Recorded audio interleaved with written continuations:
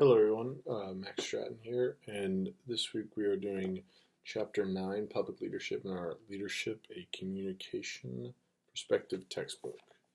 So, first, I'm going to give you a quick overview, and it starts out with a quote that says, "A leader is a dealer in hope," by Napoleon Bonaparte. So, it starts off with the power of public leadership. Then it goes to another section, leading public opinion through public relations. That's very important. Influencing audiences through public address. You have to be in front of an audience. You got to speak publicly, speak to the crowd, and everything. Sections of that are a key leadership tool, developing effective public speeches, and then it goes on to persuasive campaigns, characteristics of successful campaigns and campaign stages, which I'll go through.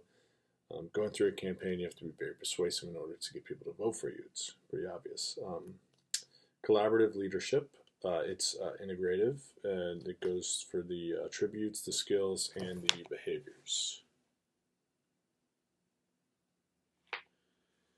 So, one common thing that I found that I thought was pretty impressive is leading public opinion through public relations. And one thing that's big they talk about is relationship management. It is the function that establishes and maintains mutually beneficial relationships between an organization and the public on whom its success or failure depends. You have to manage all your relationships in order for your team or yourself to be successful. There are 8 different high quality organizational public relationships are marked by 8 different categories: control, mutuality, trust, satisfaction, commitment, exchange relationship, communal relationship, community involvement, and reputation. Always make sure you have a reputation. The public perceive a good reputation because the public perceives the organization as effective, financially sound, and innovative. So make sure you work well as a team. That way you keep your jobs. Next, which I found was pretty interesting, were the campaign stages.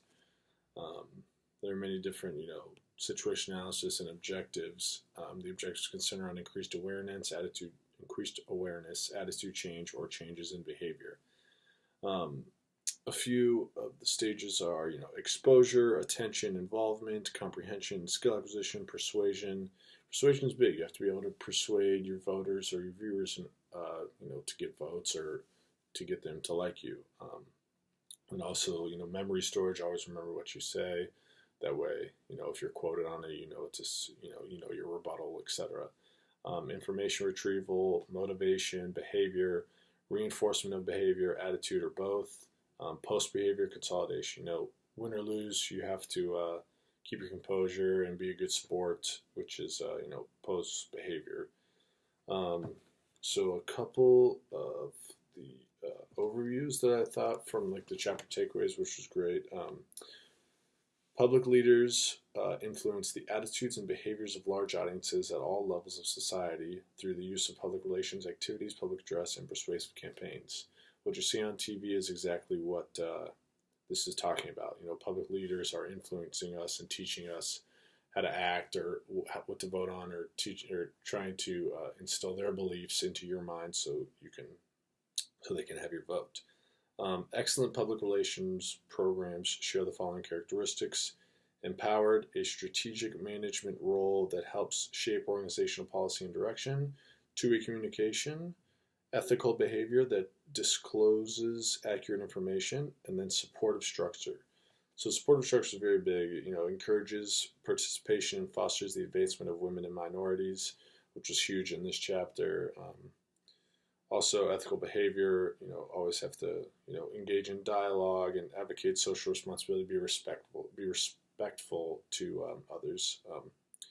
Another one is public relations activities should be directed at building positive long-term relationships with publics. These quality relationships greatly enhance your organization's ability to lead public opinion. So your organization is a big deal, and without the public relations part of it, who knows what the public's opinion will be about you and your team. Last one is collaborative leaders act as catalysts that speed up the collaboration process and help group members achieve more than they could have on their own. To act as a catalytic leader, you must share power and be more interested in the process of decision making than in any particular outcome. You know, well, you have to be a catalytic leader. You know, share the power, be able to listen to others and learn from them or learn from your mistakes, etc. Thanks.